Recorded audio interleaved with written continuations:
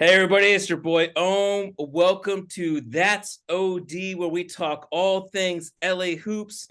I'm here with my boy Dave McMenamin. Dave, I believe you're in Minneapolis, right? Oh, yes, I am. It's normally cold here, but Yes. it feels kind of hot around the Lakers right now. Like a little pressure filled, a little bit of uncomfortable type of moment that they're stepping into in the Twin Cities. Yeah, we are definitely going to get into that. I am in Oklahoma City with the Clippers at the lovely National Hotel, by the way, Dave, which hooked me up with a suite. So definitely nice. For all you kiddies out there who like to travel, go on the Marriott Points program and then build your way up to ambassador status, and you might get a room like this. I am also wearing my Spartan gear, not to honor Draymond Green, but this weekend, the biggest game of the year, Michigan State against Michigan, where I hope we can make Michigan feel as uncomfortable as the Lakers. So let's go into this. I'm going to call it as the Lakers turn, Dave. Okay. It is unbelievable every game. And we are what, 4 games into the year? Every game there is absolutely something, not just in the game, but post game. And you got to keep your eye on what the King even posts on Instagram, Dave. Give us the latest. Wow. Where do we begin? Let's start off with Russell Westbrook not playing in his first game of the season.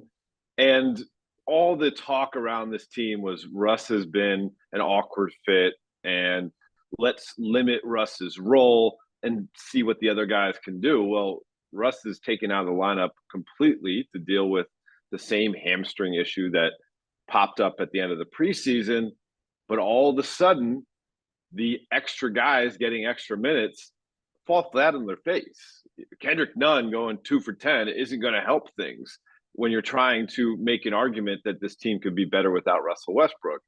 LeBron James coughing up 8 turnovers isn't going to help things. The Lakers as a team shooting 26% from three yet again isn't going to help things. And this becomes a issue of when you pull the Christmas lights out of the box, where do you start untangling things if it's in a ball? And the kind of the light bulb that had been flickering had been Russell Westbrook, and people thought that would be the initial move that you make in order to fix this thing. But right now, there's so many things going on that I don't know if the Lakers have enough fingers to plug in all the leaks at the same time.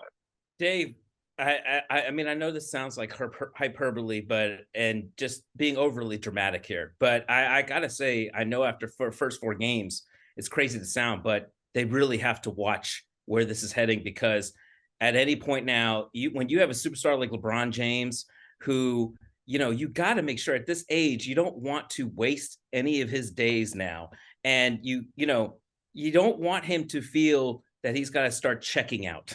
As unbelievable as we say this early in the season, yes, he is chasing an all-time record. That is going to keep him engaged. Yes, it's only 4 games. Does he think he can turn around? Absolutely. But when superstars are on a team and they know they're on a bad team, it doesn't take them long to really understand that and know that, and then think either we're going to change this by making a move, which a lot of superstars always want to do first, make a trade, make a move, or this is it. This is what I'm stuck with, and I got to deal with it. LeBron posted something on Instagram. All right, did he post something kind of cryptic?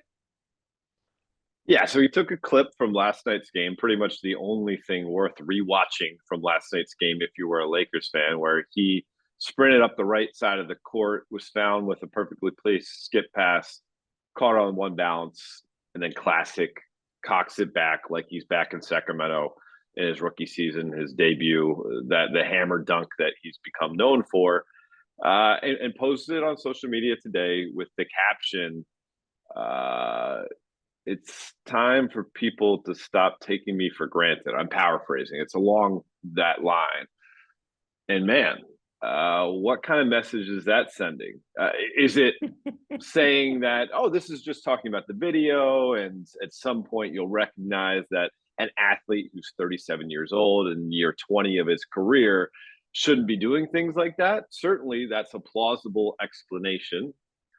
But this is also a guy who has used his social media platform to get out messages in years past. And certainly you could also interpret it as something that is directed directly towards Rob Pelinka, Kurt Rambis, Jeannie Buss, saying, you're taking this for granted. You are taking the twilight of a brilliant career, one of the best players of all time. And if I have the right pieces around me, we can all enjoy far more success and not have to go through this process that is so painful for everyone right now. And, listen, this is why LeBron is compelling still. It's why he's sometimes frustrating as well, but he can live in the gray area and he can deny till he dies. You put the spotlight on him, interrogate him. What was this social media post about?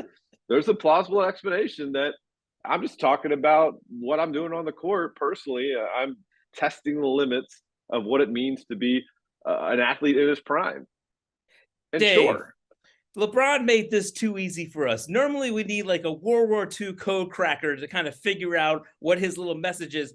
But this one is clear. Rob, you're going to make a trade or you're not. It's time to get off the hot seat, make a move. I mean, it's just like I love when superstars kind of do this, and you only see this in the NBA. You don't see it really in the NFL because the NFL stars, they don't really have guaranteed contracts. Although the contracts are getting more and more massive with the bonuses and stuff like that. But NBA players have so much power, in many cases, more power than the general manager who makes the moves for them. So I would say that this is definitely LeBron really kind of squeezing Rob, or at least starting to do that. And hey, I can't blame LeBron. I mean, I'm on the side where I do believe what Rob is thinking, which is let's wait a little bit longer so we can get the best deal possible. The longer you wait, the better the deal. But I mean, if they wait 25 games, where are the Lakers going to be at 25 games, Dave? I mean, didn't I say on this show 5-15, and you corrected me? Oh, 10-10 would be the basement. You may be 5-15, and that's too much of a ground to make up in order to make the play-in tournament. Yeah, because you're right. After 20 games, they could be 10-10, whatever it may be. Like, I think you were trying to protect me from myself, being like, we don't need to talk in hyperbole there. But as this thing continues, Minnesota has their number. I'm penciling that at 0-5. Denver just beat the doors off them in the second half, so there's 0-6. You got Zion Williamson and a Pelicans team, if they're healthy, obviously BI in the concussion protocol, or Jones is out, Zion's coming back from an injury. So who knows? But if they are right, I would say that's a team that showed late last year that they can handle the Lakers as well. 0-7 is a very realistic start to this thing, and Utah's no pushover. And Utah will have live active bodies. Do we know what the worst start in Laker franchise history is? I do not know. We're gonna have to look that one up. Yeah, we could have talked about that in the pre-production meeting, and you could. We'll be talking about it next week. I would have like dropped it and sounded really smart, but we'll be talking about it next week. Dave, in Clipperland, the news was that Kawhi Leonard went through shoot around here before their first of 2 games in Oklahoma City, and experienced stiffness, and was held out of the first game, and then sent home the following day instead of staying with the team in Oklahoma City to basically rehab and get treatment. Now, I asked Ty Lue, are you sending him home? Is he going to get an MRI or have that knee further examined? Any tests? He said, no, this is just, he's going to go get more treatment. He's going to be in our facility where there are more resources. There's no need for concern. That basically we're being the bad guy. He wants to play. We're doing the smart thing. We're sending him home. We're keeping out. We have our eyes on the long game here. And that basically this isn't any reason for concern. This happens to guys who come back from torn ACL. On the other side of things, of course, he was off for an entire year, and he wasn't coming off a back-to-back or anything like that. They had played, I believe, Sunday. And then, of course, Tuesday morning at shoot around, he experienced this kind of stiffness. So, it's a little bit concerning. And the Clippers naturally, are pretty tight-lipped about Kawhi because obviously, Kawhi likes to keep things private and likes to keep things very tight to the vest. Although this season he has talked a lot more to the media. I gotta say, this is still to me, this is concerning because anytime a player has to go home and leave the team on a road trip, and I get it, they do have more resources back home, but when you do that to me, it just kind of raises the antenna. And so now we're wondering what his status is going to be moving forward. They have a game on. He's obviously not playing tonight against Oklahoma City on Thursday. Then he's going to play Sunday against New Orleans, maybe, but that's the first of a back-to-back against Houston. So perhaps he plays in one of those games. But this further illustrates, Dave, that it's going to be a minute before this team gets together with its continuity and rhythm. Nick Batum told us in the locker room the other day, 2 months. He used the word 2 months before we see this Clipper team at full strength, because Kawhi, he was already playing just 21 minutes a game. And he said he probably isn't going to be in the starting lineup until he gets that up to about 35. That was going to be a minute alone before it does that. John Wall still on a minutes restriction. Reggie Jackson is already nursing like a groin injury. It hasn't really looked like himself. Norm Powell is in a huge shooting slump. So this team is going to be like a minute before we see them at really full strength, full power, and it have its full rhythm. The wild thing about this, and I had this conversation in the media room in Denver, talking about the disparity between the Lakers coverage and Clippers coverage. This coming from a Nuggets reporter who, trying to figure out where his team fits into the national conversation.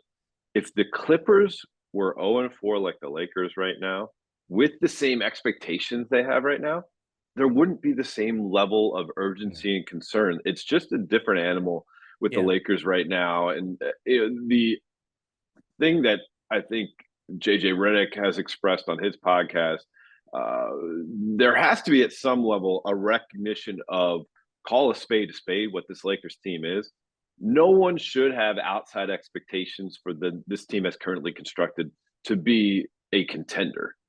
It's a new coach. They turned over basically half the roster. They've had some injuries and some bad luck thus far, and they've had a really tough early season schedule. So, like, best case scenario, you're talking about like 2-2. Like, that would be being ahead of the curve. And so they're going to need some time. I know I just went back to the Lakers coverage coming off the Clippers, but I guess the point was it's a benefit for people like Steve Ballmer, for Tyronn Lue, for Lawrence Frank to be able to get their work done without the constant scrutiny of that the purple and gold lenses provide. And so I think Clippers are gonna be just fine. If you put LeBron James on the Clipper team, let's play Marvel What If, Dave. If you put LeBron and AD on this Clipper team, then yes, I do think even though they're Clippers and not the Lakers, wherever LeBron goes, I mean, it's like you test a superstar, the elite superstars kind of power and IQ, like what did they call it? The something rating. But anyways, like if you what are you talking about? This is a Marvel thing? No. This is just like like when you talk about star power, basically.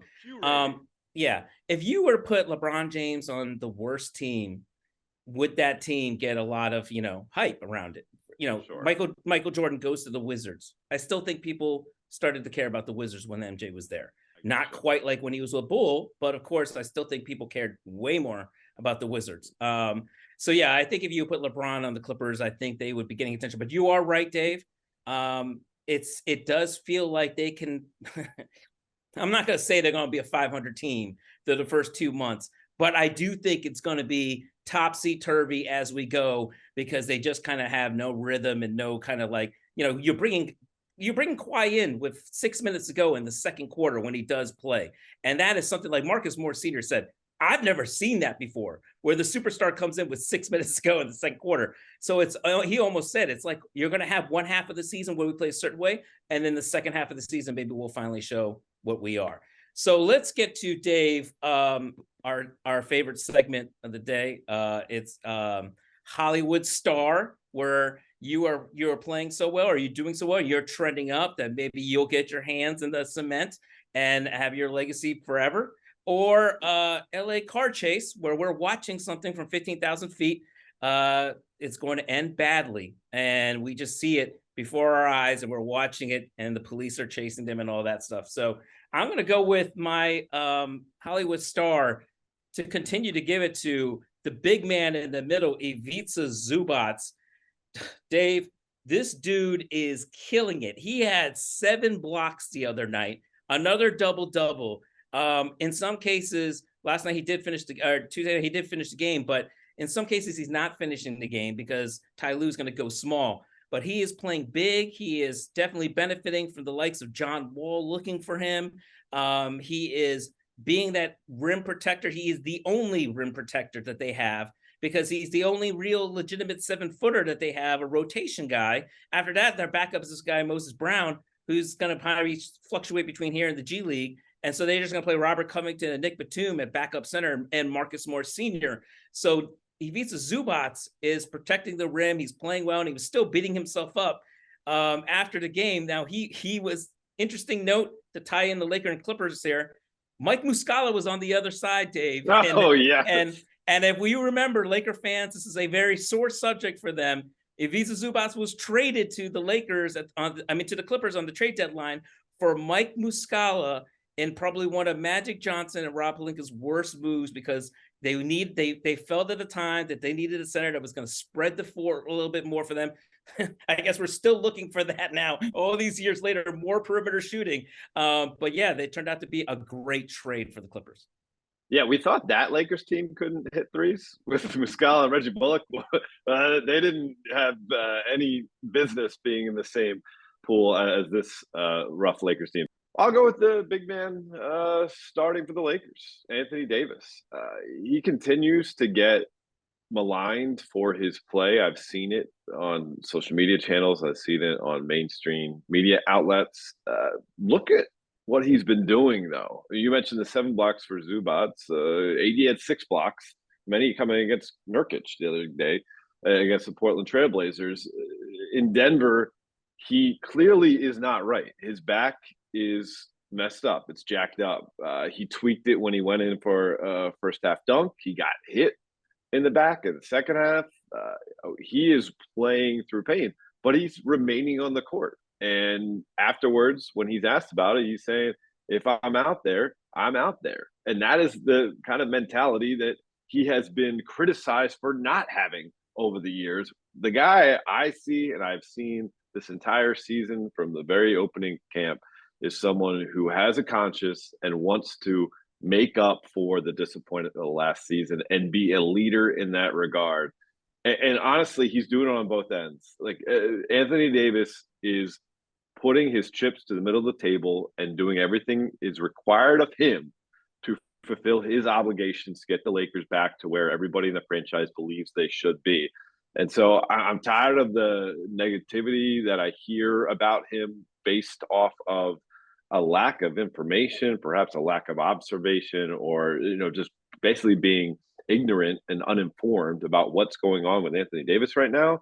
Yeah, he's a little hurt, so he doesn't look as good as he does when he's perfectly healthy. But he is a guy who's out there battling and doing his part to get things right. My only thing that I would say about that's bad is that he's already playing hurt. 4 games in a year, you would hope that he would still be a lot healthier than that. And I applaud him for playing hurt, but that just stinks that he's already hurt or dealing with something. One point on that, and you have already outed me for the McMenamin nickname on this show. So I will tell you, when we asked him about how did you get that back discomfort to begin with, his answer was, well, there was that day during training camp where the Lakers made us all fold our bodies into charter buses and drive 2 hours down to Pechanga Casino.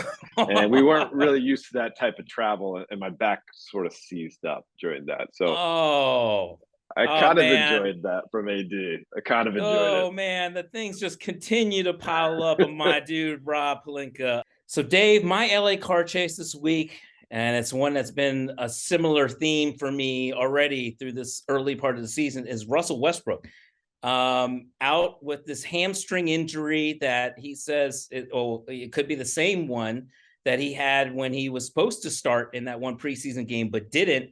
And then says that he tweaked his hamstring because he had never come off the bench and didn't know how to warm up and ended up hurting himself because of that.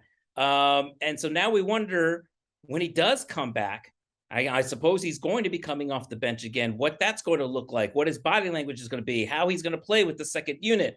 How much is he going to play with LeBron and AD? We're just going to be watching every little bit of Russ. I feel like this is just going to be the car chase that won't end, and it'll go all the way through the entire season, Dave. Yeah, I don't see a way that it is not going to be something that continues to trickle towards some sort of fallout, unless, quite frankly, Russell Westbrook just happens to take to the role, really play hard, really execute. Now, I think the same token that we talk about LeBron James not being surrounded by shooters and a roster that fits his game, I don't think this roster fits Russell Westbrook's game in an ideal scenario either. So even if you do put the ball in his hands more often, which he wants, and he is not as equipped in the other parts of his game to play off the ball, then that should theoretically at least engage him more. But he will still be playing with not that much talent around him with the Lakers second unit. They don't have the depth of some of these other teams out there. And certainly the teams that we've seen get sixth man of the year in the past, it's because that player is playing with a ton of talent around him in order to do that. And so I think it's going to be a really rough fit. And listen, there was a comment from LeBron in Denver that, again, could be totally on the surface, or there could be something beneath it. When asked about Russell Westbrook's hamstring, he said he definitely has a hamstring injury. And I played with guys who have hamstring injuries in the past, like Dwayne Wade. And it's something that you can't rush. You got to take your good old time with it and make sure you got it totally right, which was basically LeBron saying, hey, Russ, don't rush back. Let us see what we can work with this group, which adds another layer to this whole thing. And so, again, the only way to path for freedom for Russell Westbrook to free himself of all the scrutiny and criticism that's coming with his every move in LA is to ball out. But I don't know if that will be the best scenario for him to do so. Conspiracy theory here, Dave. I mean, are we going to see Russell Westbrook play again after what you said with LeBron? Because, I mean, if they do try to trade him, the best thing to do would be to keep him out and make sure he stays healthy under the guise of a hamstring injury, which he legitimately or did have in the preseason, until you're able to trade him. Yeah, I think it's a fair thing to point out. Now, the Lakers have upgraded his status from doubtful to questionable for the Timberwolves game. I spoke to someone familiar with Russell's situation right now. They told me that Russell is truly day to day. So I just got to trust that to be where things stand. But of course, we know how things work in the NBA. If there is a trade approaching, that's what happens. You put the guy on ice, and then it's the last thing you want is them to fail the physical, and that next to trade after an agreement has come to fruition. And listen, to defend Russ is not going to sit on the bench and not play. I mean, that's always been what I heard. Like, I remember I asked someone who knows Russ pretty well, and I said, hey, any chance Russ just will sit out the season, like, a John Wall, come to an agreement or something like that until he can get traded or something like that. And that just never sounded like that was an option that Russ would like or was on the table for him or something like that. So interesting. Very interesting. What's your LA car chase? I'm going to go with the Lakers 3-point shooting. I feel like I'm ducking. I have PTSD when I'm in the gyms. I'm worried about balls carrying away from the court and onto me. It's been abysmal. It's the worst 3-point shooting in the history of the NBA to start a season. I saw that stat on SVP the other night. It was like 22.3% or something like that. And listen to this quote from Patrick Beverley last night. And he was being factual, I suppose. We asked him about the shooting, naturally. And then Patrick Beverley, mind you, himself as an individual is 4 for 19 from the field for the season. Not what you'd really want for your marquee trade of the offseason, I would say. But he said, well, coming into tonight, we were shooting 20% from three. And tonight, we shot 26% from three. So we got better today. Like, what? Serious? Yeah, I was originally diagnosed with colon cancer, but now it's just prostate cancer. So, things are looking up. Come on. That's terrible. Dave, so He's a vet that's just trying to not feed you guys any more ammunition against them. I mean, I gotta say, I just looked at my phone to go through SIG stats to see if I can come up with anything. Yeah. The Laker portion of the SIG stats is just it's too much. I can't find the information because it's too much. There's too much facts and stats in there right now and how bad they are.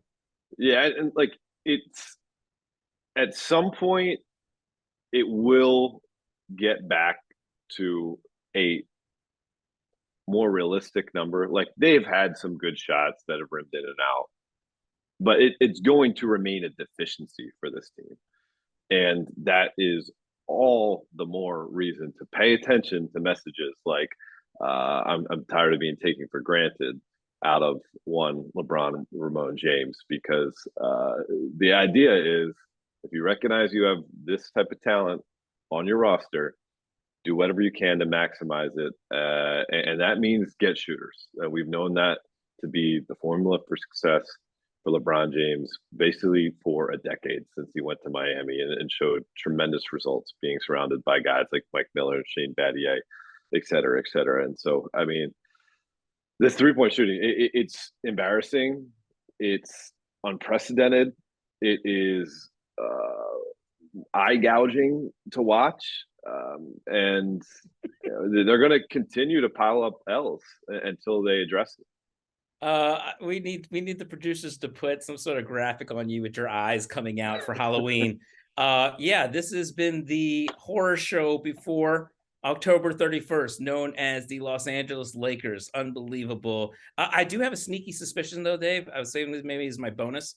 I don't know. They might beat the Denver Nuggets in LA. The Nuggets sometimes they've had some pretty bad fourth quarters and they're prone to going through these droughts. So maybe the Lakers pull that one out. Maybe the fans. Your two-time MVP, Nikola Jokic, is going to come to LA and take care of business. I love my Denver Nuggets. I love my Nikola Jokic. I love the Joker, but sometimes they have gone through some bad droughts in the second half. And so maybe the fans in LA can pull them through. By the way, I think we got a doubleheader on Sunday. There we go. 2 weeks in a row. So, Dave, next segment we like to do is LA Confidential, where we kind of pull some things out of our notebook. I'll start this morning at shoot around in Oklahoma City. I got a chat with Paul George, who returned to the team after missing the previous game with non-COVID illness.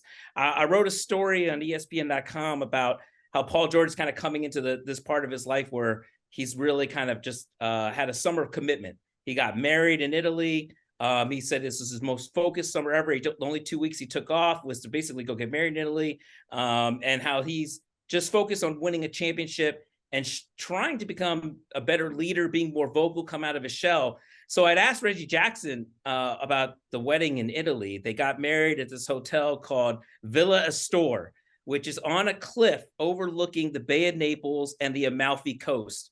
In Sorrento. I went to the website. It looks unbelievable. Okay. And so Paul George is standing on this cliff. I'm going to set this up for you. Paul George is standing on this cliff. The background is the Amalfi Coast, all the different shades of blue, all the different hues of orange, of the the little roofs for the houses going on the cliff. And he's wearing a white tuxedo top and black pants. And so his wife, Daniela, walks down the aisle past a star-studded guest list of Karl Anthony Towns, Kawhi Leonard, Patrick Beverley, Reggie Jackson, Lou Williams. And so at that point, Reggie Jackson sees something he's never seen before. And as I said in my story, it was not Kawhi Leonard getting on the dance floor, which he did. Kawhi Leonard danced on the dance floor that night to a Serbian singer that they had because PG's wife is Serbian. But he saw Paul George tear up as he was looking. And he said, I actually was talking to some of the guys and we were betting, like, is our boy going to cry? And so I said, have you ever seen him cry before? He goes, no. He goes, I haven't seen him tear up. And so I asked his one of Paul George's closest confidants, have you ever seen Paul George cry before? And he said, go back and look at the video when Paul George broke his leg. And I was like, I really don't want to go back and watch that. That was gruesome. I was in the gym for it, man. It was weird. He was like, it was terrible. PG didn't cry. And I said, no way. He goes, Paul did not cry. Look at his face on the camera. So I went back and watched the video. They only could show him, I think, maybe 2 times because it was so gruesome. But each time they showed him, his face was just locked up. There were no tears. And so I asked him about that this morning, and I said, "You didn't cry." I go, I know, like, I've seen athletes go through these horrific injuries, and when it actually happens right away, it's like they're in shock. It's like the adrenaline's flowing through them, and you don't really see the reaction. You think a normal human being like myself, if that happened to me, I would be in agonizing pain. I'd be dead. So, like, basically, Paul was like, "I'd be dead." Paul was like, yeah, initially it was shock, and you kind of don't know what hits you until he said you feel the air kind of like hitting the open wound. And he said, but I said, did you know by the time you got on the stretcher? Because all your teammates knew. And he was like, yeah. He goes, you start to feel pain then, but I have a very high tolerance for pain. And I was looking at him like, are you kidding me, man? Like, you didn't even show like any type of pain on your face at all. It was like almost like this is how soft I am compared to him. When I get my booster shot or my flu shot or any type of shot, I don't look at the nurse. I just go like this. And then I might like grimace a little bit as I feel the needle go through. This dude broke his leg in like one of the most horrific injuries ever, and basically didn't show any type of even wince. It was unbelievable. Well, I thought you were going to say the sight that Reggie Jackson saw for the first time that he'd never seen before was Lou Williams bringing multiple dates to a wedding. Like that, I thought is where you're going. Like I think everybody has seen that. So at weddings, I mean, I feel like you can get away with it. Maybe you're right. Maybe you're right. In Italy, imagine I mean, I'm just saying with Lou, travel plans about with my man Lou. It's always anything's on the table. Yeah. LA Confidential being out, the Notebook on the Lakers side of things. I just tell you about the scene of shoot around in Denver where you have on one side of the court LeBron James and Anthony Davis going through free throws and kind of doing a little shooting game with one another, and the mood is light and the mood is looking forward to the game that night. Opposite side of the court, in really the separation, it was just so stark to me, is Russell Westbrook taking jump shots with a coach and getting shots up. I'm not saying that is the be all end all of where things stand between their relationship, between him and the rest of the team right now, but it seemed emblematic of the separation that we see between LeBron James, Anthony Davis, Russell Westbrook as a cohesive unit right now on a team. And listen, it seems like when Russell can return from this hamstring injury, there will be a chance to see if he can impact this team in a positive way. And quite frankly, as we mentioned at the top of the show, the other pieces they have to plug and play around him aren't playing up to snuff to be able to say without a shadow of a doubt that the right thing would be to not play Russell Westbrook, because quite frankly, if the rest of the players can't perform, then you're going to need somebody to do something positive on the court. And while Russell Westbrook has not been able to shoot this season, defensively, he's shown some commitment and has been serviceable overall. So that's just setting the scene. It's not quite as beautiful as the orange shoes and the Amalfi Coast. It's just the Ball Arena in Denver. But it's something we're all going to be keeping an eye on. And so, I think that's it, right? Another week of the books. Definitely. And, what do you got coming up? What's the Clippers' immediate schedule you got on your plate? OKC Thursday night, and then home a 12 o'clock start, because I think the Lakers play at night. So 12 o'clock start against Zion and the Pelicans on Sunday, and then Houston at home, and then on Monday, so back to back. And then I think right after that they go to Houston. So there's a lot of Houston Rockets in the Clippers' future in November. I think they played them like 3 times in like 2.5 weeks. So I feel like we're going to be talking a lot about John Wall next week on this show. For I'm Dave. Treat the game well, and it will treat you well. Thanks for watching ESPN on YouTube. For live streaming, sports, and premium content, subscribe to ESPN+.